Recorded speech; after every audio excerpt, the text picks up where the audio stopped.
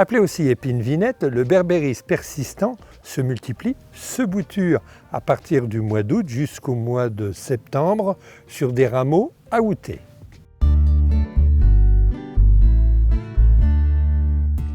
Une bouture aoutée est une pousse ligneuse, c'est-à-dire que c'est un rameau qui a poussé à partir du printemps et lorsqu'il arrive au cours de l'été, il commence à s'endurcir, on dit qu'il est aouté. Les berbéris se bouturent sur un rameau aouté. En principe, les terreaux semis et boutures, puisqu'il s'agit du même terreau vendu dans le commerce, sont à base de tourbe blonde. C'est un terreau très léger, avec donc une part de tourbe blonde.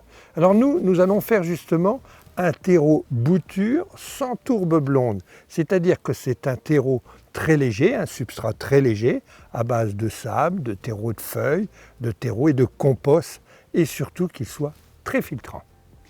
On prélève toujours des boutures sur un arbuste sain, donc un berbéris qui n'a pas de maladie ou de parasite. La bouture doit faire 10 cm de longueur.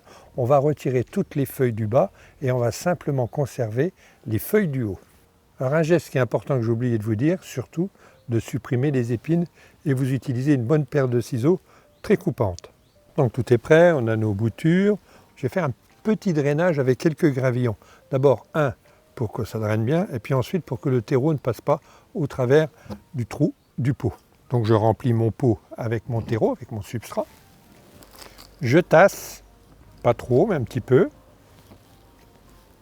Et maintenant, je vais piquer mes boutures. 3 boutures dans le pot. Des boutures qui font 10 cm, dégager des feuilles. Donc j'essaye de les enfoncer assez profondément. Deuxième bouture. Et la troisième bouture. Alors maintenant on passe à l'arrosage, mais pas avec n'importe quelle eau, c'est de l'eau de saule.